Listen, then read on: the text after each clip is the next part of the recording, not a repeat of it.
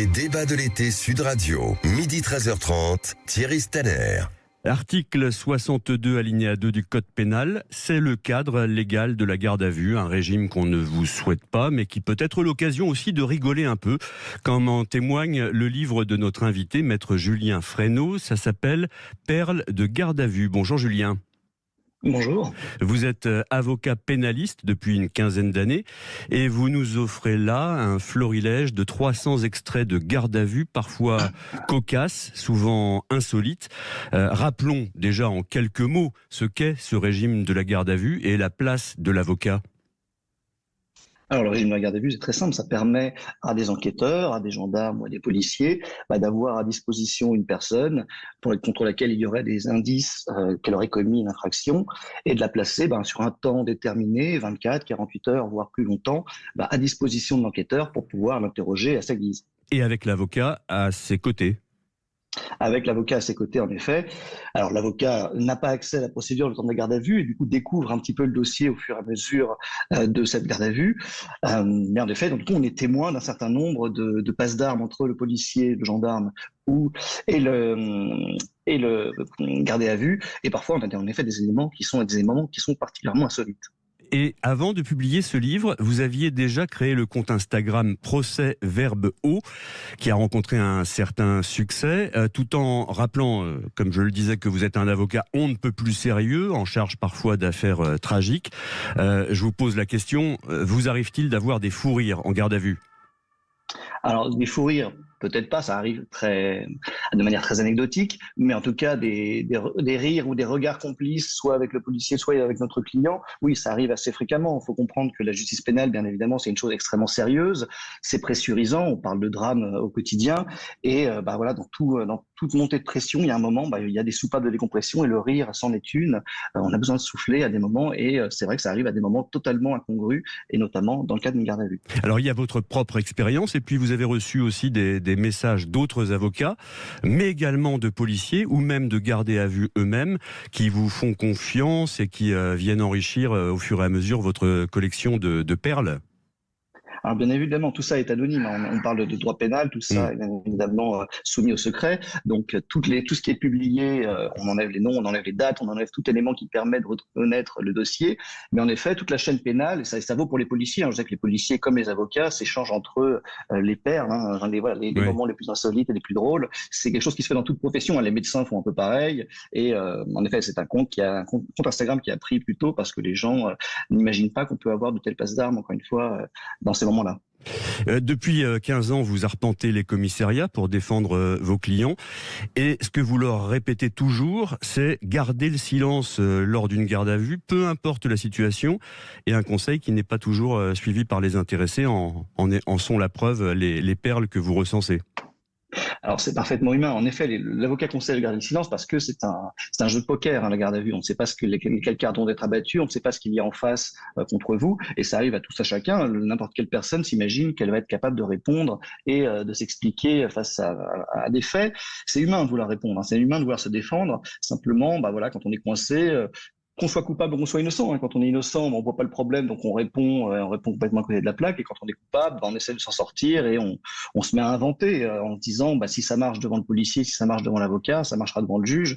Et donc c'est assez humain de vouloir se défendre. Alors parmi les figures que vous identifiez, des gardés à vue, il y a justement cet innocent qui peut aller jusqu'à parfois avouer des choses qu'il n'a pas faites.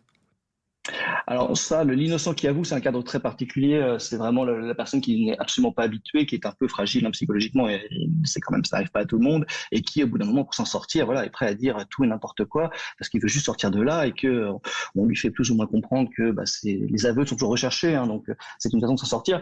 Mais c'est rarement dans les aveux de l'innocent qu'on retrouve de l'humour. Très clairement, là, c'est vraiment, on est dans le sombre le plus total de la garde à vue. L'humour, elle se fait un peu ailleurs, sur des choses complètement plus légères, on va dire. Alors il y a parmi la typologie des gardés à vue ceux qu'on pourrait qualifier de naïfs. Oui, ceux qui se font avoir bêtement. Il y a encore pas longtemps, j'ai eu un gardé à vue à qui on dit le PJ lui demande est-ce qu'il reconnaît le vol. Il dit mais pas du tout, je n'ai jamais volé cet iPhone 10. le PJ lui fait remarquer qu'il ne lui a jamais dit que c'était un iPhone X. Voilà, des gens qui font des aveux malgré eux, il y en a malheureusement assez souvent. Oui, alors il y a cet échange que j'ai relevé, que je trouve assez cocasse. Le policier demande au gardé à vue: avait-il des problèmes psychiatriques? Et le gardé à vue répond: je crois pas, mais on m'avait raconté qu'il avait couché avec sa mère et qu'il avait tué son père. Oui, bah, c'est vraiment le type de la garde à vue, ça pressurise. Donc quand on est sous pression, les gens sont prêts à raconter un peu n'importe quoi et se rendent même pas compte de ce qu'ils disent. Voilà, là c'est vraiment l'exemple de, je dis des choses totalement peu crédibles en tous les cas vis-à-vis là, c'était d'une autre personne. Mais en effet, les gens sont la parole est totalement libérée, enfin pas libérée en garde à vue, mais tellement pressurisée que on se rend plus compte de ce qu'on dit. Moi, ça m'arrive très souvent d'avoir des clients à qui je relis ce qu'ils ont dit en garde à vue et se disent: mais j'ai jamais dit ça, c'est pas possible. Et pour autant, ça sort bien de leur bouche. Si les gardés à vue prennent un malin plaisir parfois à se faire remarquer, les policiers aussi sont très fiers de certaines de leurs répliques. Vous remarquez que certains policiers qui s'ennuient ou qui prennent plaisir arrivent parfois à romancer les faits dans le PV. Ah bah c'est clair. On a des policiers qui ont un vrai talent de plume. Alors il y en a beaucoup qui le font en effet, et c'est le cas de la garde à vue. On tape très rapidement les PV, donc il y a des coquilles dans tous les sens, des fautes qui peuvent être des lapsus un peu rigolos. Mais il y a aussi des policiers qui ont un talent d'écriture et qui viennent romancer des choses. Voilà, un simple vol de portable, ça devient un roman policier, quoi. Je pense qu'ils se font plaisir également dans la rédaction. Ils ont un peu de liberté par certains endroits, et donc on a en effet des policiers, des gendarmes qui ont un talent de plume certains. Alors justement, il y a ce chapitre sur les fameuses fautes de frappe qui jalonnent parfois les PV. Quelques exemples savoureux qui vous viennent à l'esprit? Ah bah moi j'aime bien le bouc émissaire à la place du bouc émissaire. Voilà, j'ai eu l'autre fois, on a interpellé de bonheur, mais bonheur en un seul mot. Voilà, on a des choses un peu poétiques qui se font malgré ou à l'insu en tous les cas du rédacteur.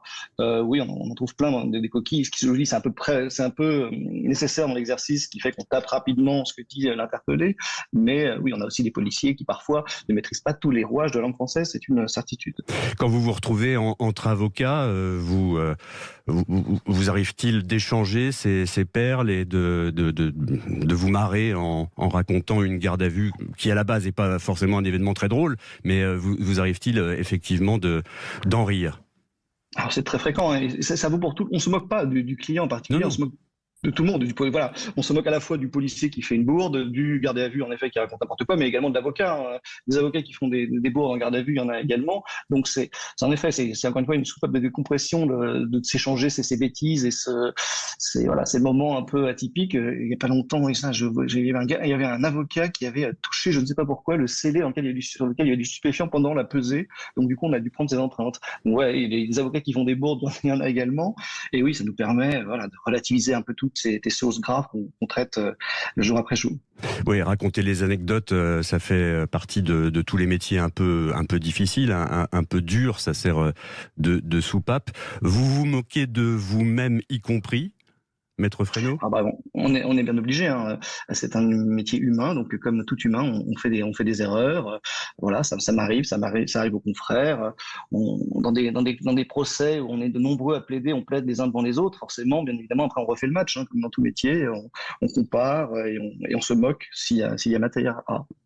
Est-ce qu'il y aura un tome 2 de ces perles de garde à vue?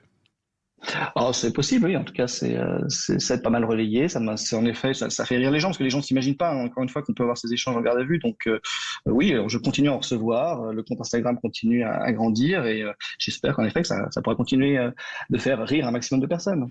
Alors le recueil n'a pas pour unique vocation de faire rire. Il y a une conclusion qui s'en dégage, et on le disait tout à l'heure, c'est que c'est toujours plus désavantageux pour le client de parler, de s'exprimer, de répondre pendant la garde à vue. Alors en tout cas, dans de nombreux cas, en effet, on conseille de ne pas parler parce que, encore une fois, c'est un jeu où il n'y a pas de, c'est un jeu où on est très souvent perdant. Donc, en gardant le silence, on pourra toujours s'exprimer plus tard devant un juge. Et c'est pourquoi la plupart des avocats vous conseillent de garder le silence en garde à vue. Je reviens sur la typologie des gardés à vue dont on parlait il y a un instant. Il y a également ce que vous pourriez nommer le beau parleur. Oui, bah, il y a des gens qui pensent arriver à, encore une fois, à convaincre tout et n'importe quoi, qui se pensent plus intelligents que l'interlocuteur en permanence, ce qui fait qu'on arrive à des situations ubuesques. Hein. Moi, j'ai déjà eu un gardé à vue à qui on présente des écoutes téléphoniques où on le reconnaît très bien. Il avait un zozotement, ce gardé à vue. On l'entend sur écoute, on le reconnaît. Et on lui fait remarquer que sa mère l'a reconnu sur les écoutes téléphoniques en audition, et il vient vous dire, mais attendez, quelle compétence elle a, ma mère, pour reconnaître que c'est moi. Voilà, on en est à ce niveau-là de désinvolture sur certains. Après, encore une fois, c'est très humain, quand on est coincé, ben, on est prêt à dire tout et n'importe quoi pour essayer de s'en sortir. Perle de garde à vue, c'est donc paru chez Henrik B Éditions. Merci beaucoup Julien Fresneau d'avoir été avec nous. Dans une minute.